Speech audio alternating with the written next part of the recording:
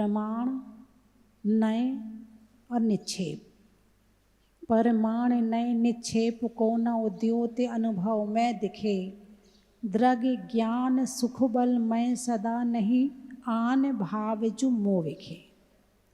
जहाँ पर प्रमाण, नय और निक्षेप अलग अलग नहीं है। प्रमाण किसे कहते हैं? प्रमाण सागर जी का नाम तो सुना है ना? अरे बोलिए ना, सुना है ना? प्रमाण किसे कहते हैं? प्रमाण सागर जी को नहीं,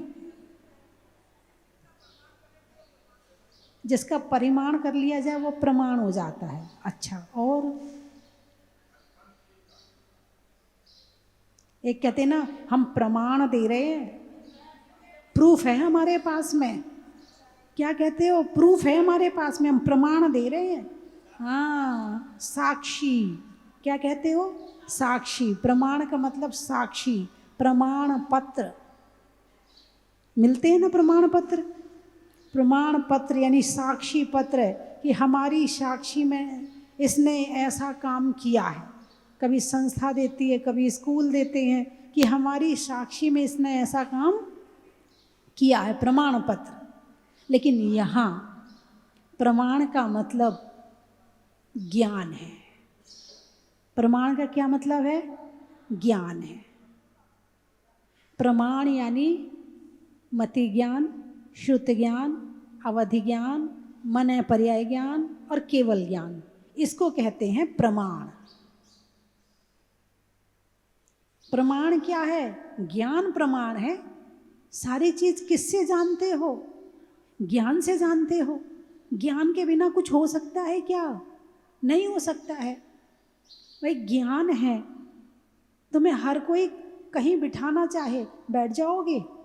नहीं। ले जाना चाहे चले जाओगे? नहीं। क्यों? क्यों नहीं जाओगे?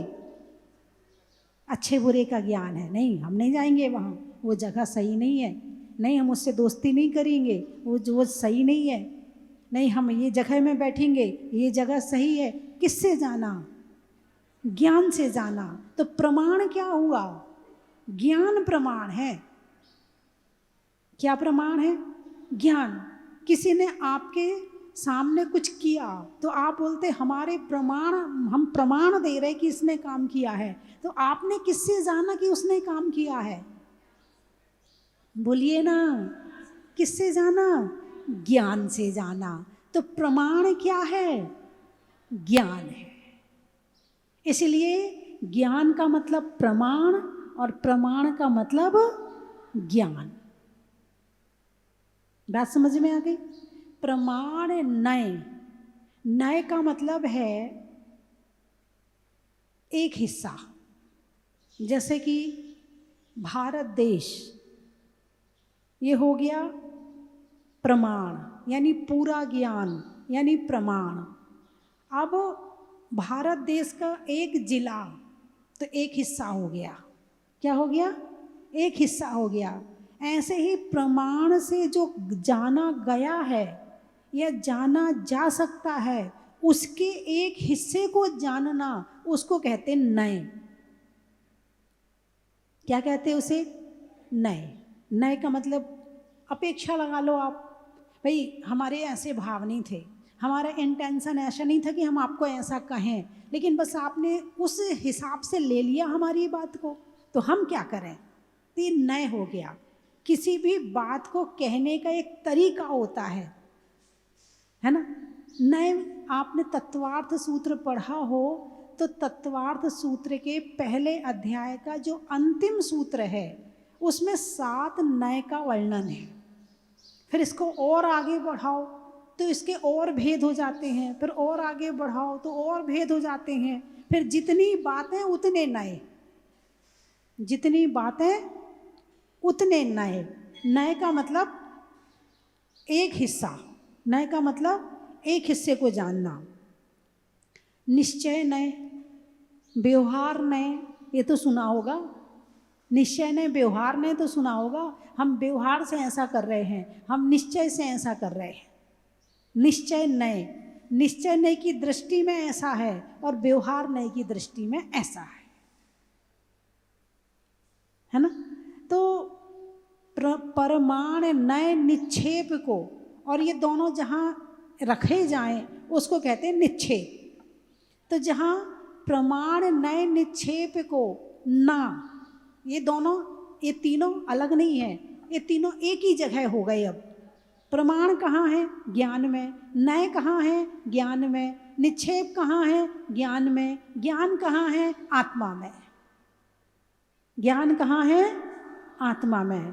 तो ना उद्योत अनुभव में दिखे। अब ये तीनों एक ही दिख रहे हैं, ये तीनों अलग अलग नहीं दिख रहे हैं। कब?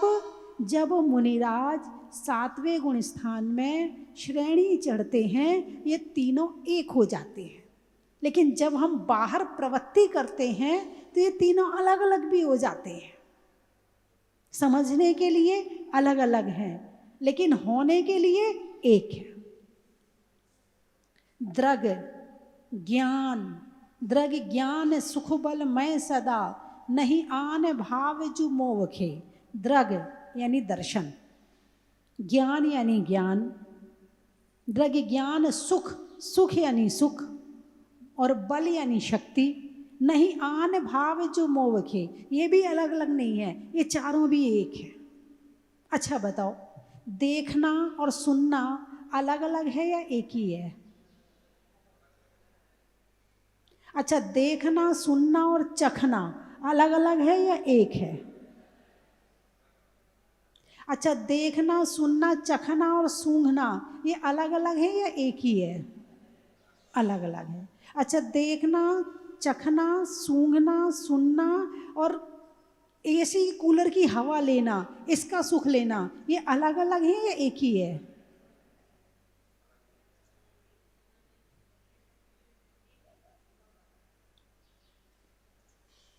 वैसे देखा जाए तो भगवान महावीर ने इसे दो भेदों में पहले बांटा है, चक्षु दर्शन, अचक्षु दर्शन। चक्षु का मतलब आँखों से देखना, चक्षु दर्शन। अचक्षु दर्शन यानी कि आँख के अलावा जो अन्य इंद्रियां बाहर के पदार्थों का अनुभव करती हैं, उनके पास चक्षु नहीं है लेकिन अनुभव करती हैं, इसलिए दर्शन तो है, दर्शन तो है, चक्षु नहीं है, तो इसको कहा अचक्षु दर्शन। क्या कहा इसे? अचक्षु दर्शन। और आँखों से देखने को क्या कहा? चक्षु दर्शन। दर्शन शब्द दोनों में आया है। अब आप सुनने को दर्शन नहीं मानोगे, जबकि सुनना भी दर्शन है, सूंघना भी दर्शन है, चखना भी दर्शन है, और शरीर से जो अनुभव लिए जाते हैं वो भी दर्शन है। बात आप पहली बार सुन रहे होंगे, आपको नया नया लग रहा होगा, ये चीज़ तो कभी सुनी नहीं है, ये तो हमें पता ही नहीं था, ये तो हम जानते ही नहीं थे। दुनिया भर को तो खूब जाना, नहीं जाना तो केवल भगवान महावीर की वाणी को नहीं जाना। ये सब लिखा है शास्त्रों में। तो इसको कहते हैं अचक्षु दर्शन। तो द्रग ज्ञान सुख बल मैं सदा, द्रग यानी देखना। अब यहाँ पर शरीर से संबंधित दर्शन की बात करी है, अब इसको सम्यक दर्शन में ले जाओ। ये तो हो गया जब आत्मा बाहर की तरफ झांकती है तो 5 खिड़कियां हैं। कितनी? अरे बोलिए ना, कौन कौन सी? स्पर्शन, रसना, घ्राण, चक्षु और कर्ण, ये 5 खिड़की हो गई। आत्मा इन 5 खिड़कियों के माध्यम से बाहर की वस्तुओं को जानती है और देखती है। ठीक है, अब क्या बाहर कोई जानती है?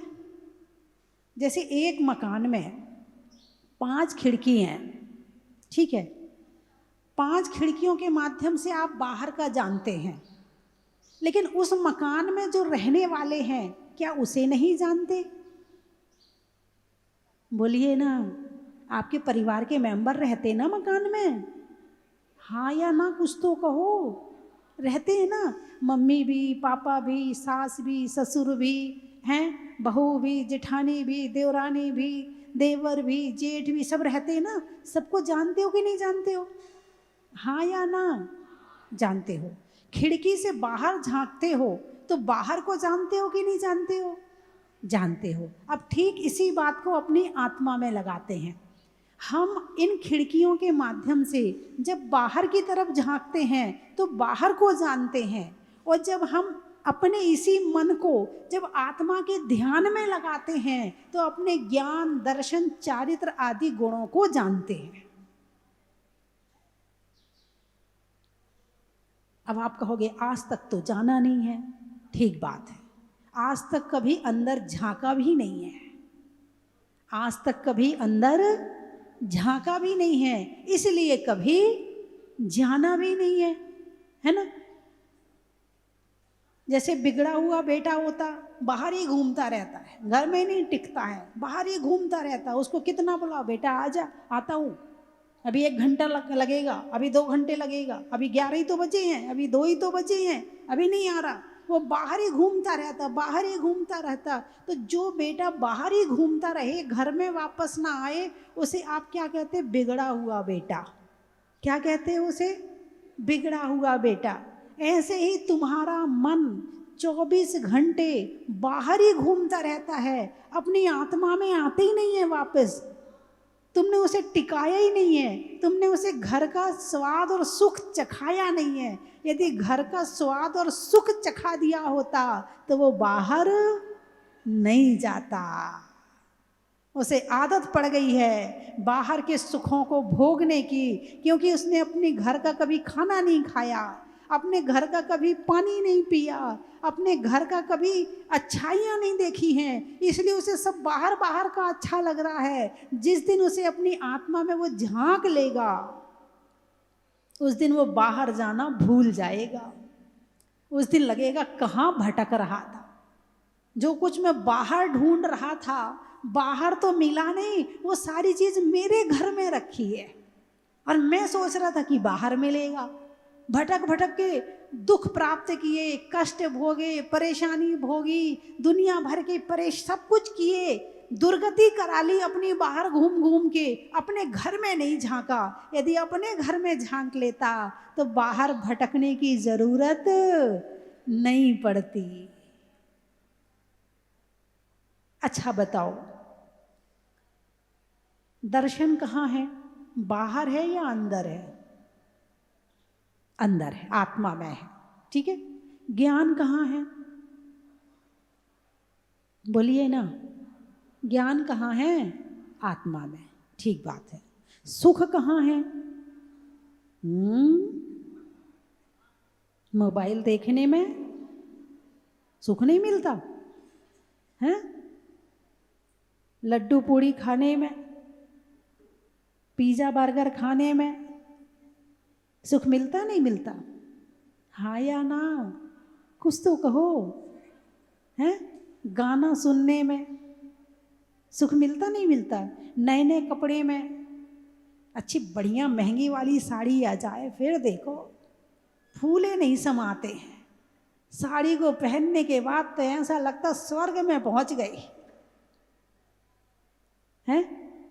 ये हरे हरे नोट, जब नोटों की गड्डी तुम्हारे हाथ में आ जाए, अचानक कहीं से लॉटरी खुल जाए, बताओ कैसा लगता है? हैं? जिस दिन खूब दुकान चले, खूब पैसा आ जाए, उस दिन कैसा लगता है? अरे बोलिए ना, सुख कहाँ है? मैं पूछना चाहती हूँ आपसे, सुख कहाँ है?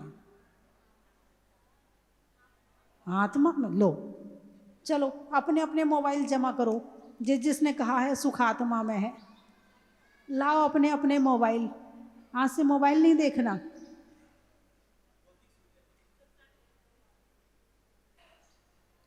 अभी तक ये जाना ही नहीं है कि सुख है कहाँ। अच्छा बताओ, एक प्लेट में रसगुल्ला रखा है, उस रसगुल्ले में सुख नाम की चीज है क्या? बोलिए, उस रसगुल्ले में सुख नाम की चीज है क्या? और खाओगे तो मिलेगा कि नहीं मिलेगा सुख? तो रसगुल्ले से सुख मिला कि जो तुम्हारा अंदर सुख था उससे सुख मिला। यदि रसगुल्ले में सुख है तो रसगुल्ला सुखी होना चाहिए। रसगुल्ले में सुख है, जो सुख नामक चीज है, सुख नामक चीज यदि रसगुल्ले में है तो वो सुखी होना चाहिए ना। कोई रसगुल्ला आज तक ये कहते सुना है कि मैं बहुत सुखी हूं? कोई कोठी बंगला गाड़ी आज तक ये कहते सुना है कि मैं बहुत सुखी हूं? बोलिए ना, सुना है क्या?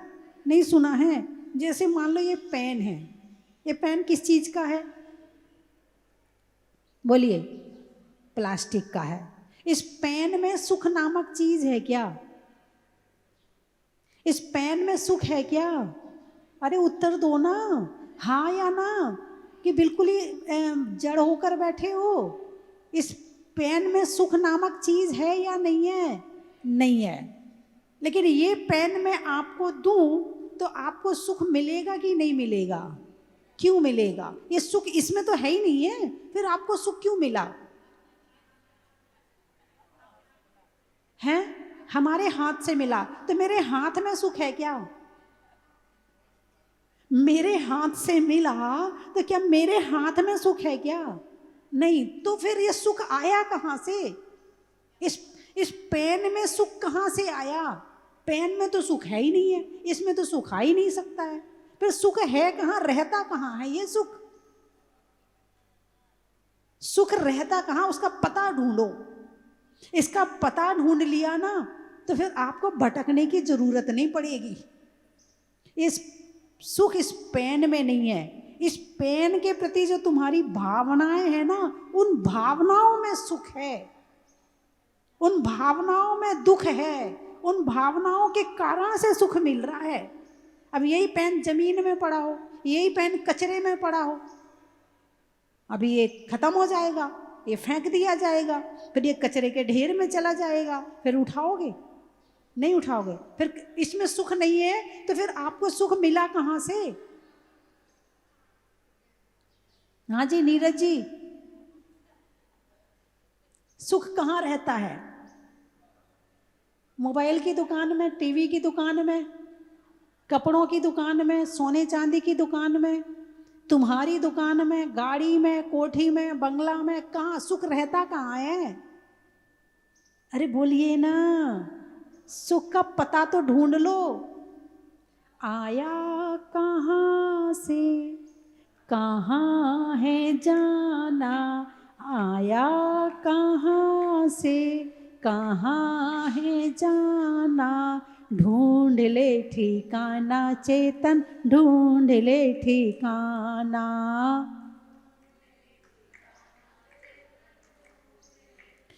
आज मुझे इस बात पर पूरा क्लियर करना है कि सुख रहता कहाँ है। यदि मैंने उसका पता आपको बता दिया ना, अच्छा मंदिर क्यों आते हो? सुख के लिए कि दुख के लिए? मंदिर क्यों आते हो? सुख के लिए कि दुख के लिए? सुख के लिए। क्या मंदिर में सुख रहता है? यदि मंदिर में सुख रहता है फिर तो ना तो दुकान की जरूरत है, ना मकान की जरूरत है, किसी चीज की जरूरत नहीं है। यदि मंदिर में सुख रहता है तो मांग के ले जाओ, थोड़ा थोड़ा सुख सब ले जाओ।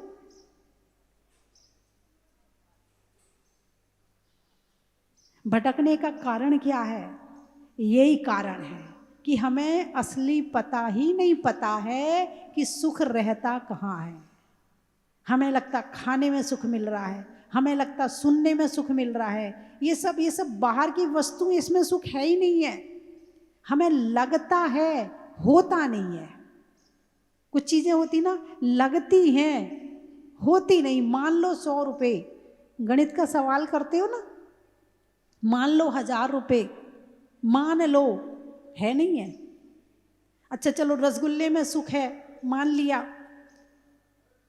सब चीज का त्याग कर दो, केवल रसगुल्ला खाओ, 8 दिन तक केवल रसगुल्ला खाना।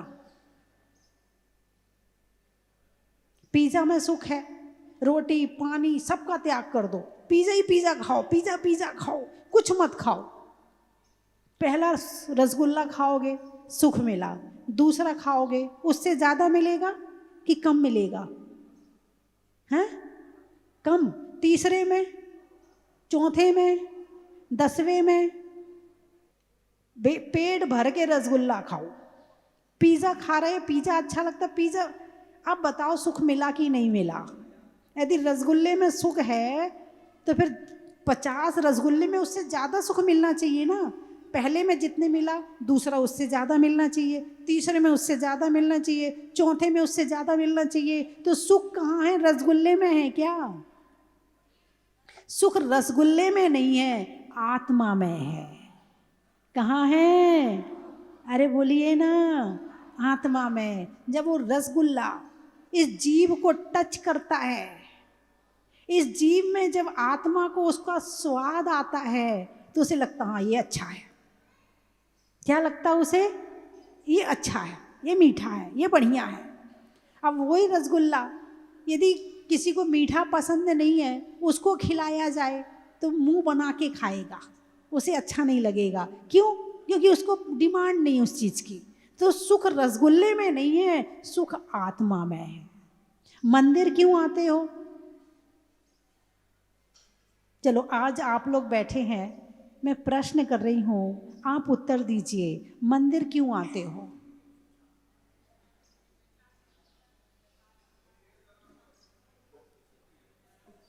तो यहाँ आत्मिक सुख मिलता है क्या? कहाँ से गिर रहा बताओ? कौन सा पाइप लगा जिसमें से आत्मिक सुख आ रहा है? और थोड़ा सा उसमें से पी लो, वो पानी, वो रस पी लो तो आत्मिक सुख मिल गया। सारे काम हो रहे हैं मगर क्यों कर रहे हैं ये पता ही नहीं है। सुख रहता है आत्मा में। लगता है शरीर के माध्यम से सुख मिल रहा है, माध्यम शरीर है मगर सुख आत्मा का है।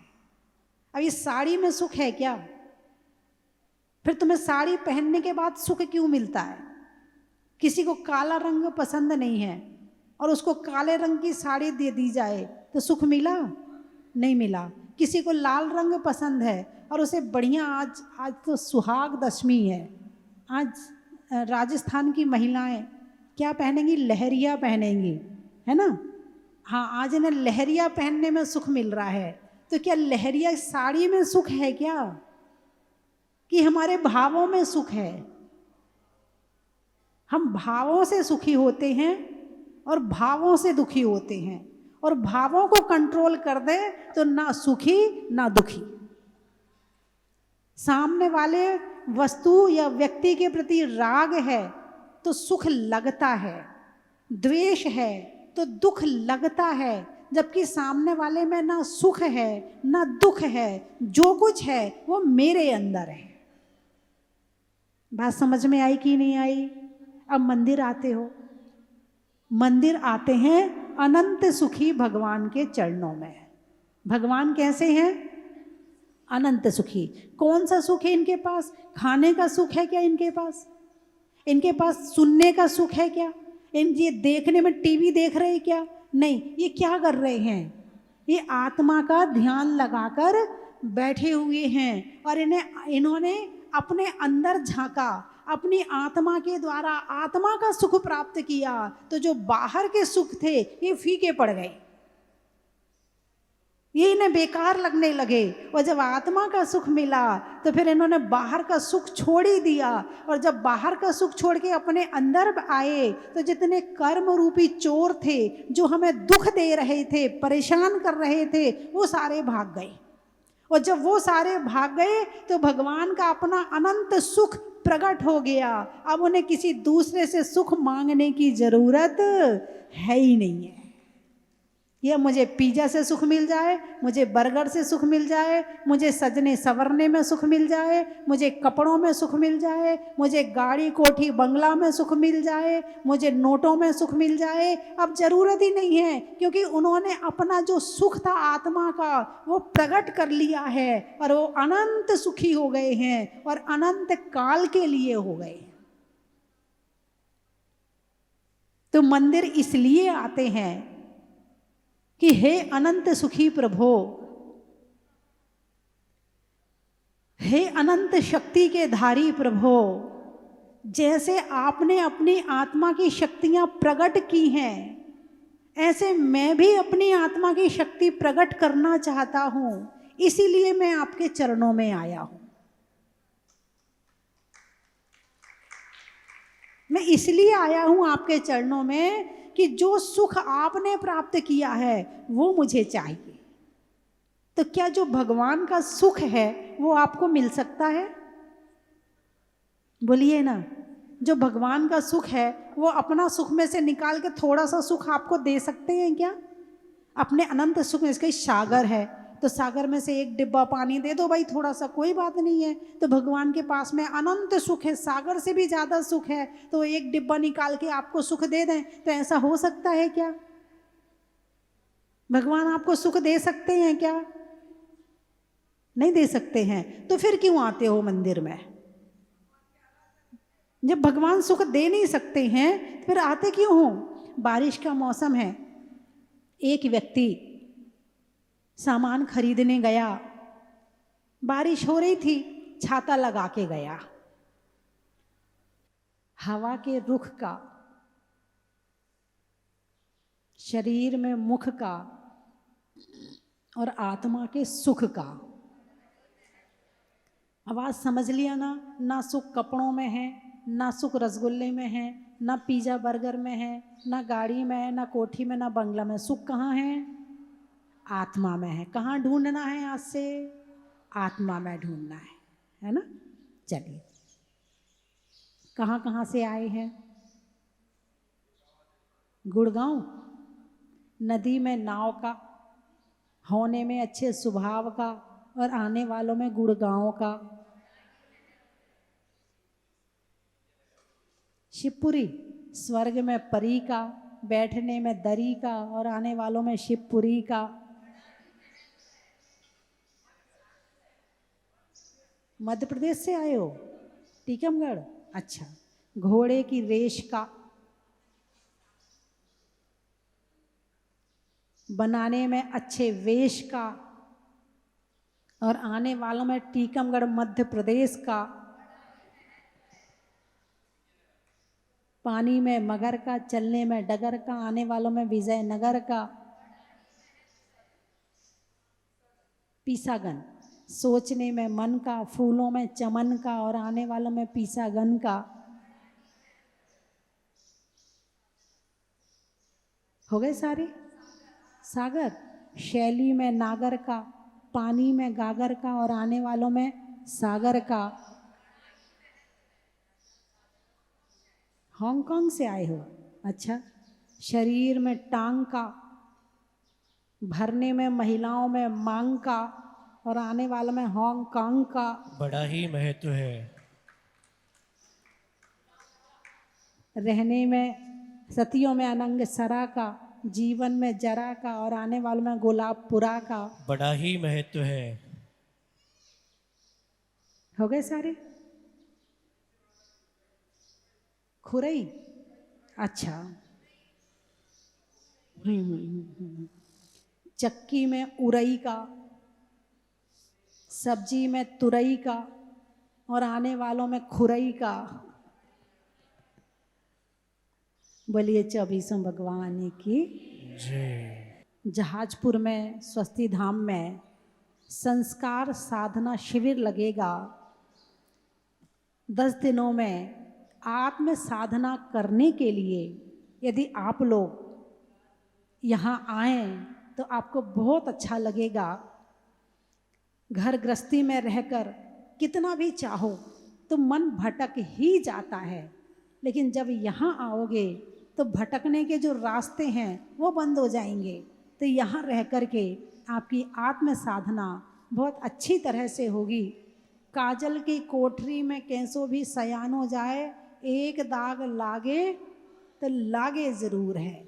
घर में रहने के बाद आप सोचो साधना कर लें तो बहुत मुश्किल है। तो इसीलिए कम से कम 10 दिन अपने जीवन में यहाँ आकर साधना करें तो आपको बड़ा अच्छा लगेगा। अनाज में चने का, गर्मी में पने का, और यहाँ पर आकर 10 लक्षण पर्व में शिविर में बैठने का। बोलिए 24 भगवान की। परम पूजनीय भारत गौरव स्वस्ति धाम प्रणेत्री गुरु माँ गण्यारे का स्वस्ति भूषण माता जी का 30वां मंगलमय चातुर्मास भूगर्भ से प्रकटित अतिशयकारी बड़े बाबा मुनीश्वरनाथ भगवान की पावन छत्र छाया में चल रहा है। चातुर्मास के दौरान कई कार्यक्रम होने हैं। उनमें सबसे मुख्य कार्यक्रम 40 दिन एक महाअनुष्ठान प्रारंभ हो चुका है 12 जुलाई से, और ये चलेगा 20 अगस्त तक। एक दिन के 40 का पुण्यार्जन आप कर सकते हैं, जिसकी न्योछावर राशि मात्र 2100 रुपये है। पूज्य माता जी पूरे संघ के साथ में दोपहर 3 बजे से बड़े बाबा के पावन चरणों में बैठ करके पुण्यार्जक परिवारों की ओर से और जो भी भक्तगण यहाँ आते हैं उन सबके साथ में बैठ कर 40 का पाठ प्रतिदिन 40 बार पाठ करती है। अपने घर में सुख शांति समृद्धि शनि ग्रह बाधा को दूर करने के लिए, रोग शोग आदि व्याधि को दूर करने के लिए एक दिन का 40 का पुण्यार्जन आप कर सकते हैं, जिसकी सूचना आप स्वस्ति धाम पर दे सकते हैं। उस दिन सुबह जो शांति धारा होगी बड़े बाबा की, उसमें भी आपके परिवारजनों का नाम बोला जाएगा। बहुत बहुत धन्यवाद। इसी दौरान 25 जुलाई से 9 अगस्त तक अधिक पखवाड़ा है और उसमें 16 दिन तक प्रतिदिन शांति विधान होंगे। पूज्य गुरु माँ के सत्संग पावन सानिध्य में एक दिन के शांति विधान का पुण्यार्जन कर सकते हैं अपने परिवार की ओर से। उसकी भी न्योछावर राशि मात्र 2100 रुपये है। आप अपनी सूचना दे सकते हैं। धन्यवाद। जय जिनेन्द्र बंधुओं, तप त्याग साधना का महापर्व पर्वाधिराज पर्युषण महापर्व वर्ष 2025 शुरुआत होगी 28 अगस्त से 6 सितंबर तक। परम पूजनीय भारत गौरव गुरु माँ गण्यारे का स्वस्ति भूषण माता जी के पावन निर्देशन में एक श्रावक संस्कार एवं साधना शिविर का आयोजन यहाँ पर होने जा रहा है। हम वर्ष में 10 दिन इतनी साधना करें, इतना तप करें, इतना त्याग करें कि पूरे वर्ष भर के पापों का शमन हो जाए। और यदि ये साधना किसी अतिशय क्षेत्र पे जाकर के गुरुओं के सानिध्य में की जाए तो सोने पे सुहागा होता है। और पूज्य माता जी जो हर वर्ष साधना शिविर लगवाती है, इस वर्ष ये सौभाग्य स्वस्ति धाम जहाजपुर में आकर के आप सबको मिलने वाला है। तो आप अपना रजिस्ट्रेशन करवा सकते हैं। रजिस्ट्रेशन प्रारंभ हो चुका है। श्रावक संस्कार साधना शिविर में बैठ करके भक्ति करने का सुनहरा मौका मिला है 28 अगस्त से 6 सितंबर 2025 तक। आप अपनी रजिस्ट्रेशन की सूचना स्वस्ति धाम कार्यालय में दे सकते हैं। धन्यवाद। भवसागर से तरने को ये जहाज मंदिर पाया है। जय हो मुनि सुरतनाथ, जय हो मुनि सुरतनाथ, भगवान मुनि सुरतनाथ, जय हो मुनि सुरतनाथ।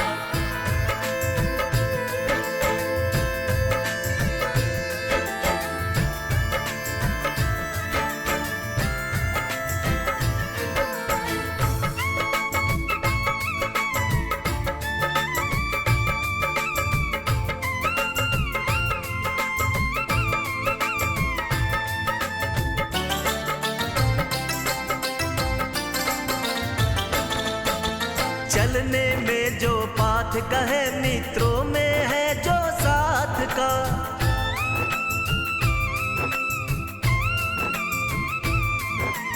चलने में जो पाथ कहे मित्रों में है जो साथ का।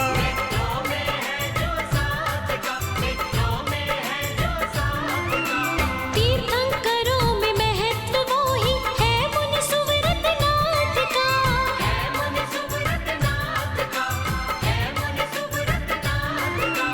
दिव्याध्यात्मिक शक्ति का हाँ केंद्र यही कहलाया है। जय हो मुनि सुरतनाथ, जय हो मुनि सुरतनाथ, भगवान मुनि सुरतनाथ, जय हो मुनि सुरतनाथ। स्वस्ति धाम में श्री मुनि सुरतनाथ ने अतिशय दिखाया है। स्वस्ति धाम में श्री मुनि सुरतनाथ ने अतिशय दिखाया है। राजस्थान के जहाजपुर में अनुपम जहाज आया है। जय हो मुनि सुरतनाथ,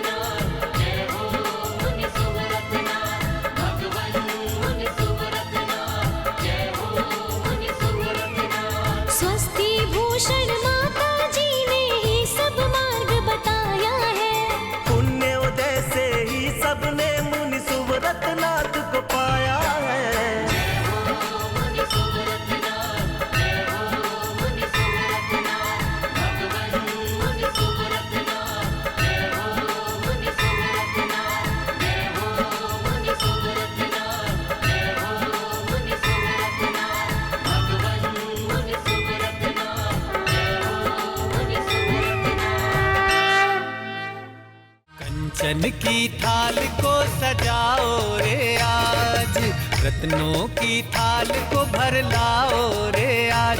आओ आओ करे रे गुणगान आरती भगवन की, आओ आओ करे गुणगान आरती भगवन की। आओ आओ करे रे गुणगान आरती भगवन की।